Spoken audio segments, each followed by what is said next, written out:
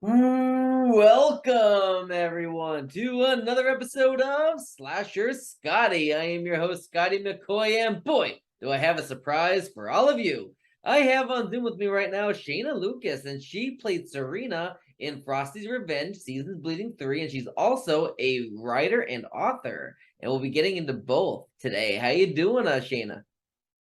Hi, Scotty. I'm doing well. Just, tired from a normal day of work as usual. I know that feeling. I do my cutoff at 8 p.m. and do the interview at 8 p.m. and because I have to be up at 4:30 for work, so I'm usually in bed by 9. I yeah. Yeah, I know that feeling. And it's funny because me and you never met before, but we were in the same movie, Frosty Revenge Seasons Bleeding 3. Oh, it's fucking crazy. It really is. So the first question I got for you is a two-parter, just for everybody to kind of get to know you a little bit. So how did you get your start into acting and writing? Oh my. Acting. Okay, we'll start with that. Okay. Uh, I started acting when I was 14 in high school. I did all the high school musicals and Mhm. plays and everything. After that, I sort of quit because I had a full-time job. I had college. I just did not have time for any of that. About, I want to say, oh God, 10 years later, probably more. I graduated college in 2013 and I started up again in 2016. Mhm. And I started up with Weary Arts Group, run by one of my old drama teachers, Cal Weary, and he was looking for people to do drunk Shakespeare. And I'm like, I love Shakespeare. I love drinking. Put them both together. It's absolutely perfect. Like, yes, please get me in on this. And I wasn't expecting anything big or whatever, like a minor role like I used to have. And he actually put me as the lead viola in 12th Night, and I was ecstatic. Nice. But that's basically then how I got back into it. I did a lot of Shakespeare on the Rocks, and then in 2018, I started doing stuff at Dream Rights. My first show was Jane Eyre there as Miss Miller, and I did a lot of stuff there for a while. Mhm. And that's where I met my best friend Jess.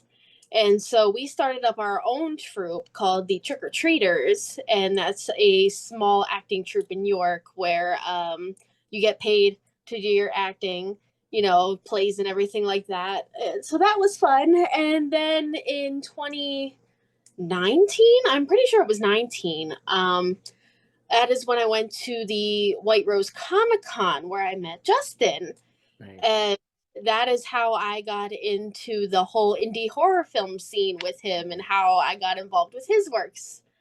So that's basically where all that came from. I still do a few plays and things here and there. I actually did a commercial, I want to say a year ago now, 2 years. I kind of lost where we were with COVID thing, but I did my first like big time commercial for a group with mental disabilities and illnesses and such down in Maryland. So that was fun. Nice. But otherwise, acting's kind of taken a back seat right now because writing.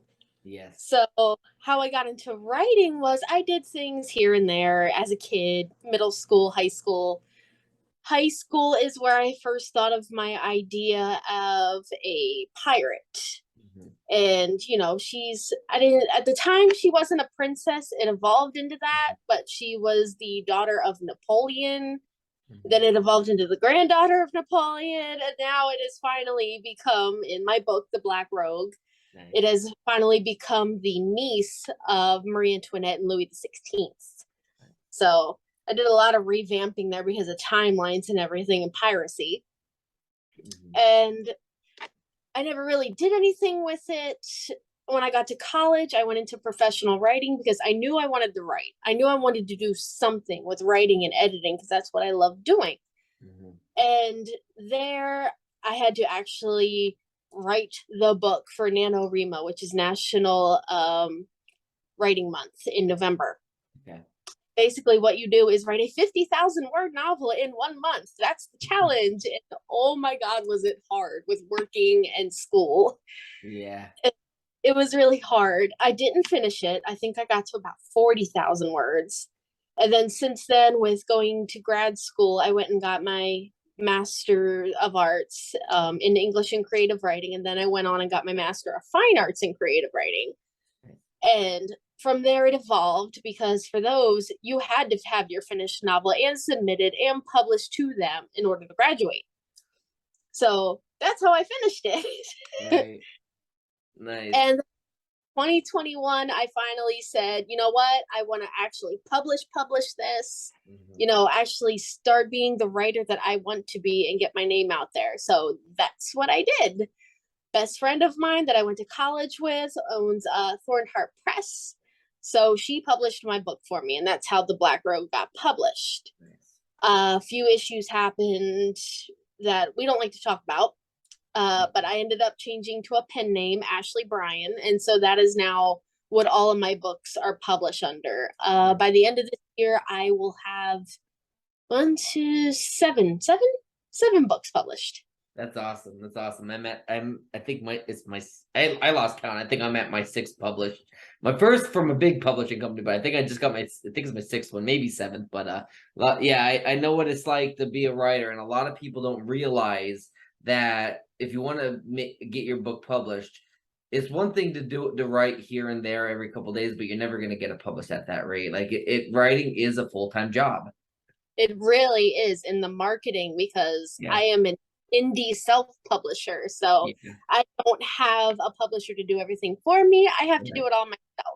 Yep. And that's how most writers get started nowadays, is with indie publishing. And eventually down the line, maybe you'll get picked up by, an actual publishing company or a literary agency. It doesn't always happen, but I mean, it took me 6 years to get a literary agency and get this ball rolling. And I mean, it just happened. And sometimes it does, sometimes it doesn't. And that's where social media comes into play, because that is a very useful free marketing tool. Oh, definitely. Like some days I feel like it does not work for me. And I'm like, why can't I get my name out there? Like, why aren't people buying my books? Why aren't people leaving me reviews? And I'm like, it takes time. And I have to realize it takes time, and I have to grow patience. Patience is something I have very little of. Yeah, it really does take time. And I mean, especially when you're like, I wouldn't say just newer, but like when your books are like they're not like, a Stephen King type of book where you have that name, Stephen King. When you're an indie author, even with indie acting, like just getting your name out there is crucial, but it's hard. And a lot of people don't want to take the chance on lower, on indie actors and indie stars, but sometimes they have more talent than the Hollywood people. Oh, definitely. I have a lot of acting friends who have like amazing talent. And I'm like, you need to be on Broadway or you need to be in Hollywood, because being here is not good enough for you. Right, exactly. And a lot of people, in the indie industry, you're right, they do belong. I know a lot of friends that I've worked with and that I'm friends with that deserve the recognition of being in a big blockbuster movie. And I mean, I think that how do I say this? I think that a lot of people don't give the indie stars the credit they deserve.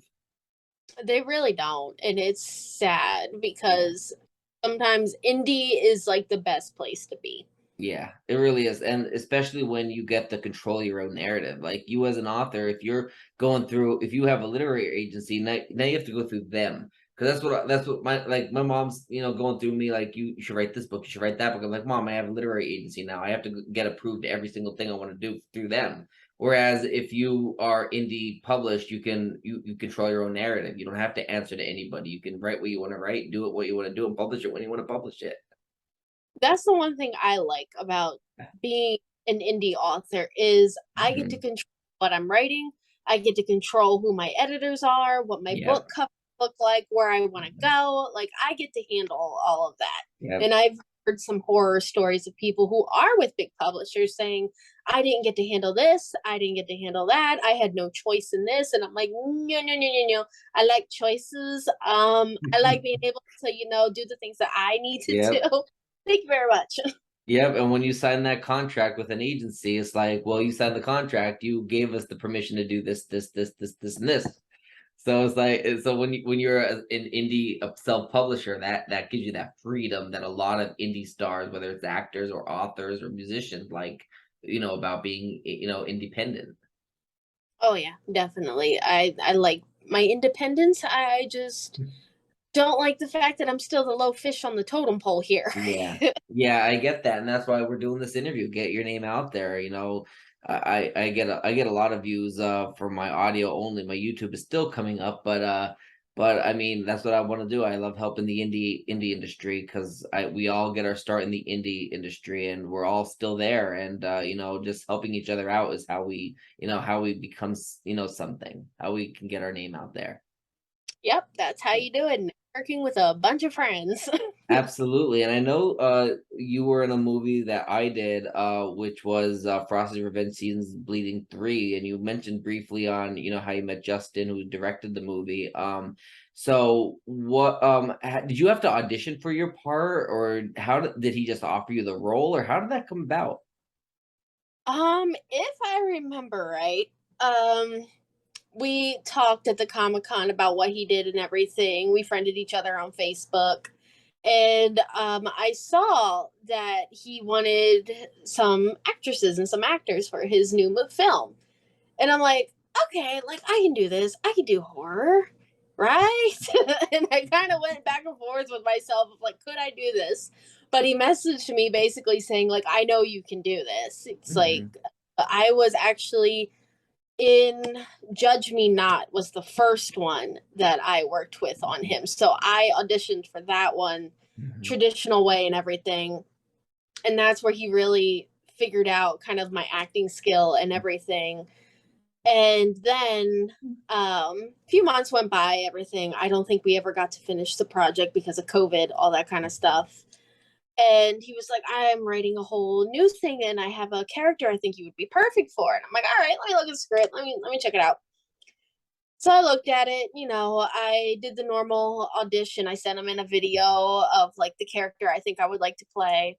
And that's how I got it. He messages me later and he's like, hey, you have this character, but I couldn't think of a name for her. So can you think of a name? And I'm like, you know what?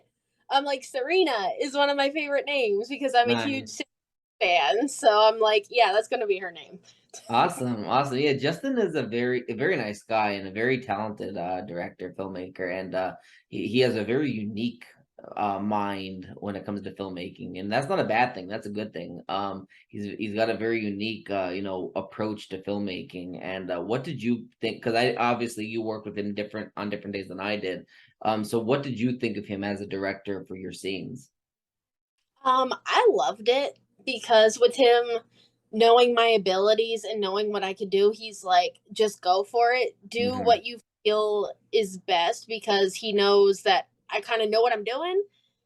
It's a weird thing because he knows I've also directed. So I'm like, okay, Hmm. I know how I need to play this out. Right. And he's like, just do your thing. So that's kind of what I do best when you let me do my thing. Hmm.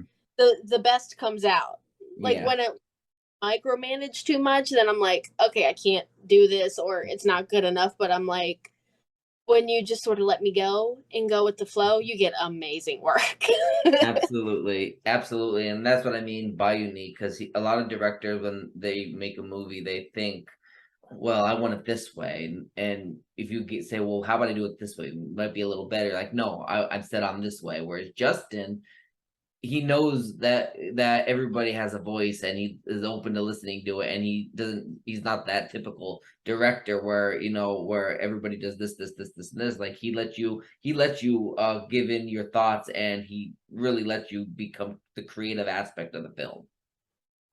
Oh yeah, and that's definitely one thing that I love about him. And then I'll always be like, "Hey, what if we try this, or we could do this?" Mhm. And then there's always this, and then the writer comes out of me, and I'm like, "Oh, we can add this little part." And then he's like, "Jesus, does your mind stop?" And I'm like, "No, no, it does not."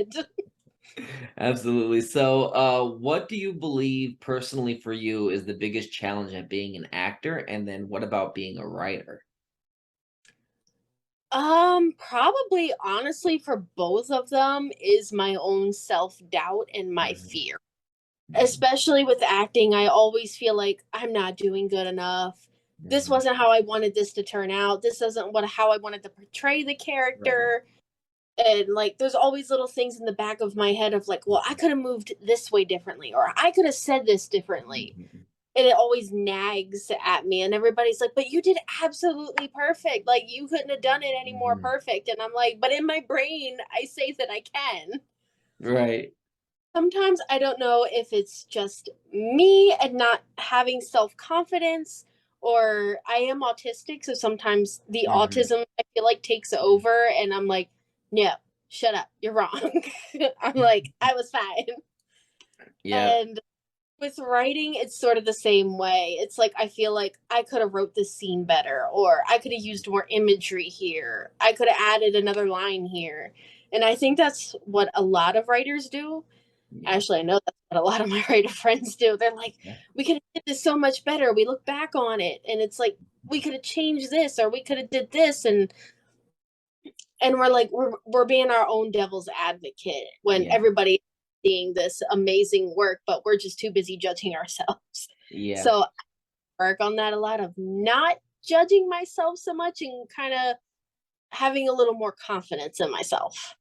Makes sense, and you'll probably agree with me when I say this because we're both actors, we're both writers, and I can personally see why actors don't go back and watch the films they've done. I can see why writers don't go back and read the book that they've got published after it's published, because that's when you're always your own biggest critic. Yep. Yep. Yep. People ask me questions about my books, or be like, oh, this like was amazing when this character did this and that, and I'm like, I did that, I wrote that, yeah, I wrote that, yeah, I totally agree with you, yeah, yeah, what you talking about. I'm like, oh my god, I can't even remember my own work that I wrote. Yeah, I typically try not to watch any of my movies after the first watch or after a couple of watches after it's released, and same thing with reading my books because like if I'm looking at my book, I'm like, why did I say that? Why did I do that? Yeah, Like, it a doesn't lot. make sense. Yeah, and you can relate as a writer, and that's usually why we're everybody, like, if they do everybody's their own worst critic, because everybody's like, I've had guests before say that, "Oh, they told me that I did really good there." I'm like, "Really? Like, I don't think so," but it's because you criticize yourself more because you're harder on yourself than other people will be, and, I mean, that's how sometimes you improve as well. Oh yeah, I'm definitely like, oh, you did this so well, and I'm like, are you blind? Are you high right now or something? Because I'm like, no, that was Right. awful. Absolutely. So for anybody that would like to purchase your books that are available, where can they pick them up at? I know you said it's under Ashley Bryan, but where can they get these books? I do have my own website where I do have everything listed right now, that's available. But also, one of the easier ways too is it's all available on Amazon. Mm-hmm. So if you just type in my name, Ashley Bryan, Brion, Hmm. you will find a list on Amazon of all my books. Um, I could send along the website because it's very long. Okay, yeah, absolutely. Actual like web like it should be www.authorashleybryan.com, but because I'm poor and don't have money to pay for a domain, I use Wix. So Yeah. it's like a thing. Yeah. Yeah, I get that. I know with Wix, like with GoDaddy, for example, you could just buy a domain and plaster it wherever. But with Wix, in order to buy a domain name, in order to have a domain name, you have to pay for their hosting platform as well. And to pay for their hosting platform is a couple $100 a year, and it's not cheap. And nah, hate it. I'm like, why can't I just pay for the domain name? It's like it's not fair. I have to Right. pay for the name and your platform. I'm like, no, no, no, we're not doing this. Yeah, I got in a pretty big argument with Wix at one point over that. I'm like, that's stupid. I'm I'm a like, web developer and no. I think it's stupid. It's absolutely stupid. Yeah, so just so send me the domain name and I can put it in the description for the YouTube video, so that way people can access it. Yeah, because I understand the whole long domain, because a lot of people don't want to, they're not going to remember it when they just hear it, but they can just click it or copy and paste it from the YouTube description, which will make it a lot easier. Oh yeah, Yeah.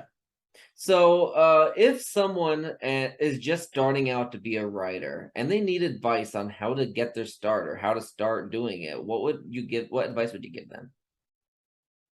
the first thing is to just write. Honestly, just write your little heart out. Yeah.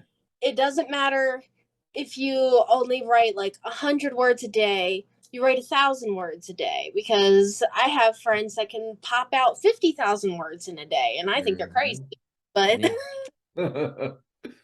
long as you write something every day, it gives you that motivation and that courage to Yeah. finally get it out there. And once you're done with it, look over it, read it out loud, see if things make sense to you. And the worst part is, I always hate to say it, but pay for a developmental edit and then a regular edit. Yeah. Like, it's expensive. I know people that you have to pay thousands of dollars just for an edit. Yeah. No, it's insane. Like, editing prices are insane, but you Yeah. really need it as an author. Like, you really need Yeah. that look, because even as a professional editor, since I have degrees in editing and I also work for a publisher, I can't edit my own work. Right. Um, it's very hard because I get sucked Mhm. into the story, or I know what I'm talking about, but it's not on the screen, or it's not in my Word file. Right. And so it really helps to always have a second set of eyes. Absolutely. And don't be afraid to have beta readers, putting it out there. I know there's lots of Facebook groups and everything for Yeah. that. And putting that out there and being like, hey, what do you think of my story? Or like, can you, give me some advice? Yep. And a tip on that also, for those that want beta writers, make sure you don't get family or close friends to do it. Oh, do not. Oh my God, do not. That is the worst thing you can do. Yeah, I'm definitely letting everybody know that it's just like borrowing money from family, and you don't have the money, you don't have the money to pay them back right away. It's like, it can cause a rift between friends and family. Oh yeah, it's bad. Like, that is the last thing you want to Yeah. do. Your friends and family to do it, because they'll Yeah. either be way too honest with you and it'll ruin a friendship or your family, dynamic, or they're just gonna be like, oh, it was absolutely perfect because you're their friend, you're their family, Yeah, and and they. then it really isn't good at all, and then they're giving you advice that you don't need, because if it's really perfect, you want to know, is it really perfect from a third party source. Yep. And one of the biggest things is having thick skin, which is something I'm still working on, Yeah, because same.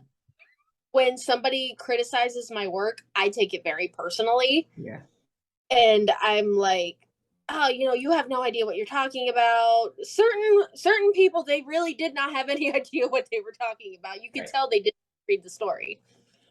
But some people are going to say some hurtful things to you, and you just sort of kind of got to take it with a grain of salt. Yeah.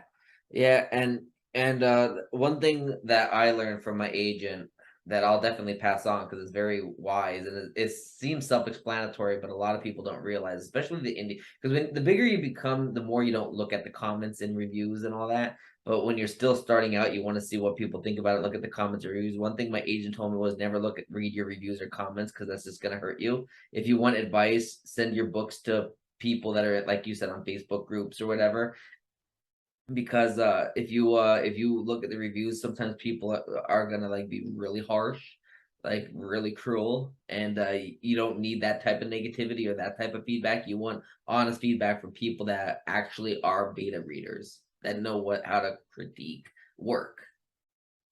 Yep. I am still stuck in the I like to read my reviews Yeah. phase, all that stuff. And I'm like, I really need to not do that. I'm like, I Yeah.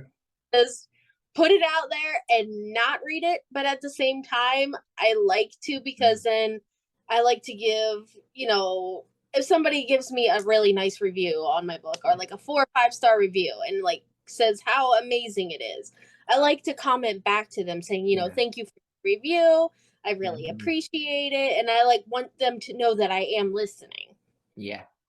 Absolutely. And another, obviously, it's good to have a fresh set of eyes outside of your own to look at it and edit it even, or read it. But one site that I know of that's a really good aid that I used, that you can use for editing, I wouldn't call it 1,000% reliable or even 100% reliable, but it's prowritingaid.com.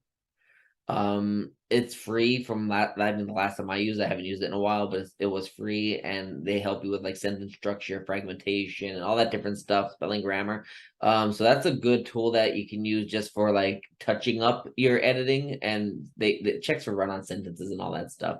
It's a good tool to use. But you also want to have that extra set of eyes, because usually not only will the editor help you with the grammar and all that stuff, but they can also, maybe based on reading it, like they can give you maybe some advice on what you're doing here, or maybe this could be done. And when you're also, as you mentioned, continuing writing, continue, like when you're like just keep writing as your feedback and write your heart out or whatever, that is very good advice. And I guarantee you whatever you wrote is going to completely change when you write it, but that's how you get your start into developing a story. That's how good ideas start. Oh yeah, definitely. And it's like it's gonna be your first draft when you're just Yeah. like sitting there banging it Yeah. out. And don't be afraid to go through multiple drafts. Yeah. I'm going to do that as a person who does not do that. Like, so don't listen to me there. Yeah. I write. I'm one of those people who edit as they write. So when I look at a sentence, I'll go back and fix it. I look at it again. I go back and fix it. So kind of Yeah. my first drafts are my final drafts that I Right. send to my. I'm like, so don't be afraid to go through multiple drafts, unlike me. Yeah. Absolutely. And it's really, you gave really good advice. And I mean, I just think that people that would like to get into dabble into writing, that's something that they really could use it for advice, because that really can help people that are stuck, because writer's block is a thing. And I mean, if you don't know where to start and how you go, like how you get around it and everything, and sometimes you just kind of, because you don't want to write meaningless content that really adds nothing to the story. But usually when you have writer's block, that's usually where it goes. So you kind of need to figure a way to get around that. And sometimes it's not as easy. It's easier said than done. I definitely have that right now. I have a story that's due October 1st and another one that's due October 20th. Oof. And have I written of both of them? 100 words. And Oh. oh my God, I need at least 15,000 for the one, Ooh. 1,000 for the other. And I'm like, I really need to get on this, but I'm one of those writers where the closer I get to the deadline, the Yeah. more it's out in me and the more I know where I want to go with it. It's the weirdest thing. Yeah. Anytime before, like, I don't know. I have no clue what I'm looking at right now. Yeah. Yeah, I get that completely. And I'm glad that you did come on to my show to promote your books and give advice to writers and even actors. And definitely check out Shayna's books under the name of Ashley Bryan. Bryan spelled Brion. Yep. Okay, awesome. So definitely check those out on Amazon, and support indie actors, support indie authors, indie musicians, independent stars, and pick up a copy of Shayna's books. Last question for you. Do you have anything else that you want to promote? Social media, websites, anything at all? I am on Facebook under author Ashley Bryan. Mhm. I am on Instagram. That one's a little more complicated. It is Joker Girl Cosplay Ashley Bryan, because that is also my cosplay account. I'm Mhm. too lazy to have two separate accounts. So cosplay has definitely taken a back seat to everything. It's just I was dabbling in too many things at once, Yeah. and I'm like, oh, I can't do this. I'm like, I have gotten in way over my head right now. Right. And I am on TikTok as Joker Girl 09. All the girl stuff is spelled with a U, not an I, because Okay. it's sort of. Awesome. Well, I thank you so much, Shayna, for joining me this evening. Oh, thank you. I enjoyed it. I enjoyed Absolutely. I hanging. had fun too, and it was nice to kind of geek out over writing and everything like that. It was funny because I had your co-star from Seasons Bleeding, Rick Germain, on the show about a year ago, and the last like 30 minutes we were geeking out over computer stuff. So he's such a cool dude. He really is a good dude. Yeah, that was fun. But I definitely had a blast, and I hope between me and you that we ended up giving some good tips and good pointers to people that would like to get their start as a writer, because it's not easy, but it also when you do it, it is very rewarding, and it's something that even if you don't become a millionaire over it, it's like, I got that published. I am a published author. Bragging right. And all that matters is just the fact that you did it. That is Yeah. all that matters. Absolutely, because some people say they're going to do it and they try to do it and they just stop halfway through. But once you follow through and do it, anything is possible as long as you put your mind to it. I mean, nothing is impossible if you don't, if you try. I mean, the worst that can happen is you don't try and then you fail. But if you do try, you can still do it. So Exactly. keep at it. And turn out, hey, at least you did it. Absolutely. Well, I thank you. You have a great rest of your evening, Shaina. Yep, you All too. right. Bye. Bye.